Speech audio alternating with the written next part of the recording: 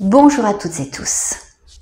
Si vous êtes commerçant et que vous souhaitez céder votre fonds de commerce, voici les 7 étapes et points de vigilance à considérer.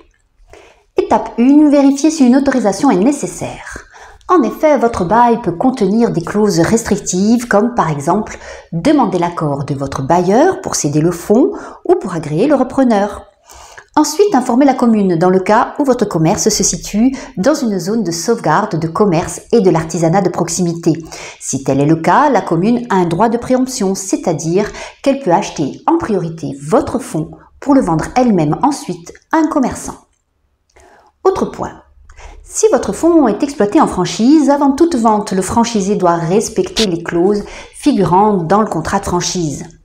Enfin, le régime matrimonial du vendeur est également un point de vigilance, car s'il est marié sous le régime de la communauté légale, l'accord du conjoint sera obligatoire si le fonds n'est pas un bien propre au vendeur. Étape 2. Informer les salariés. Toute entreprise de moins de 250 salariés a l'obligation de les informer de la vente imminente du fonds de commerce. Si elle compte moins de 11 salariés, vous devrez les informer au moins 2 mois avant la cession. Mais si votre entreprise compte plus de 11 salariés, il faut à la fois consulter le comité social et économique, ou CSE, et informer les salariés. Attention, le non-respect de cette obligation vous expose à un délit d'entrave du CSE, sur le plan pénal s'il s'agit d'une amende de 7 500 €. Étape 3, signer la promesse de vente. Il peut s'agir d'une promesse synallagmatique de vente ou compromis. Dans ce cas, les parties ne peuvent plus se rétracter si les conditions suspensives ont été réalisées. Ou bien il peut s'agir d'une promesse unilatérale de vente. Dans ce cas, le vendeur peut se rétracter pendant le délai d'option, mais attention, il pourrait devoir des dommages et intérêts au repreneur évincé. Étape 4. Rédiger l'acte de cession. Depuis la loi 2019-744 du 19 juillet 2019, la rédaction de l'acte de cession d'un fonds de commerce est libre, mais il est fortement recommandé aux parties de se faire accompagner par un conseiller juridique tel qu'un avocat, un notaire ou un agent immobilier.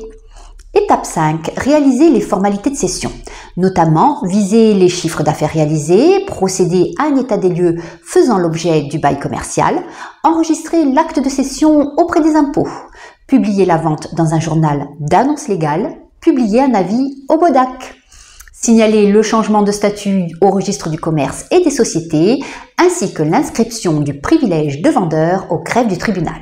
Déclarer ensuite la mutation du fonds aux impôts. Attention, d'autres formalités peuvent encore s'ajouter selon le cas. Étape 6, le séquestre ou la GAP. Le séquestre du prix de cession est facultatif mais fortement conseillé. À la place du séquestre, il est toutefois possible de souscrire une garantie d'actifs passifs ou GAP. Je vous renvoie à l'une de mes vidéos précédentes dans laquelle je détaille le fonctionnement de la GAP. Étape 7, taxation de la plus-value. Si le vendeur a réalisé une plus-value, il sera imposé sur ce montant. Cette imposition dépend du régime fiscal de l'entreprise qui a cédé le fonds, selon qu'elle soit au régime de l'IR ou bien de l'IS. Complétimo et Patrimoine vous accompagne de A à Z pour la cession de votre fonds de commerce. Alors à bientôt avec Complétimo et Patrimoine.